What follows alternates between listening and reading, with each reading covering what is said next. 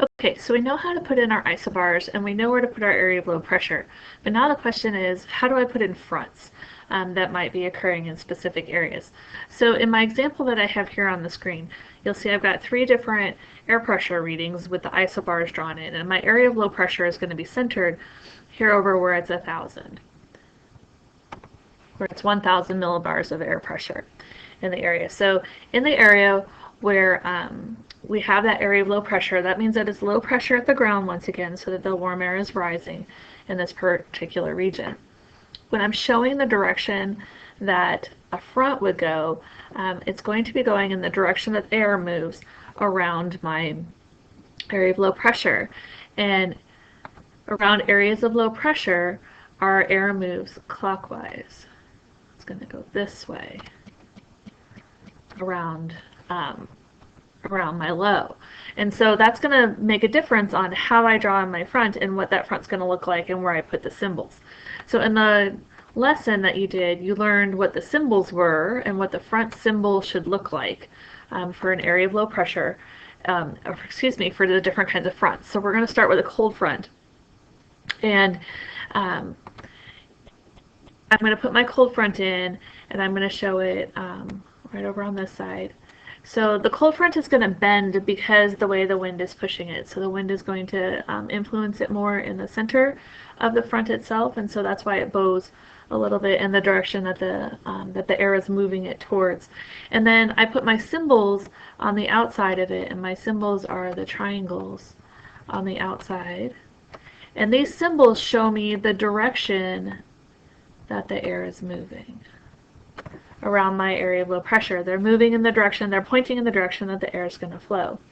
So if I also happen to have a warm front that was chasing this also around this low, I'm going to show you what it would look like to also have a warm front. So once again, the curve goes the same direction because the air is still blowing the same direction around the low.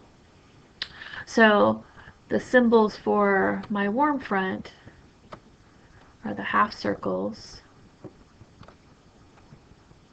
in red on the warm front. So when I'm asked to show which direction is the wind blowing, the wind is blowing, go back to my black, the wind is blowing this way, okay, when I'm looking at my front. Because it's blowing in a circle going clockwise, okay, around the low. So another thing that you're going to be asked to do is show where the temperature is the warmest and the coolest compared to the front themselves. And I just want to remind you that the fronts are named, the fronts are named because of the temperature of the air mass that's behind it. So a cold front has a big mass of cold air that's behind the front. And so this area right in here where I've got my arrow would be cold, and it's going to be warmer on this side of the front because this is a giant mass of cold air. And if you remember back to the lesson, remember that this is the one that was very dramatic. So our cold front was like the bank of cold air that was moving into an area that was warmer. So on this side of the front, it's warmer.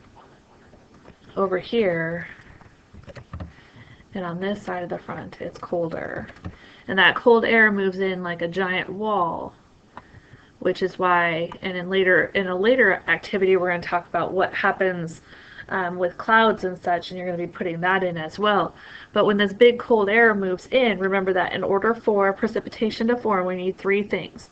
We need a solid surface, we need saturated air, and we need to cool it down to its dew point. So we've got this big chunk of cold air that's moving into an area that's warmer, and remember, warm air holds more moisture than cold air. So as we push it up and cool it down, it's going to get closer to its saturation point. If it has enough water in it, then we're going to get clouds that are going to form along the leading edge, okay, and just right behind the leading edge of the cold front. The warm front, remember, when the warm front moves in, we have, oops, it looks more like this because we've got the warm air that's moving in, and it's going to slide up over the top of the cold air because the cold air is heavier, right? It's more dense and it wants to sink and it wants to stay towards the ground. The warm air wants to rise because it's lighter. The particles are further apart, has less density, so it wants to rise up.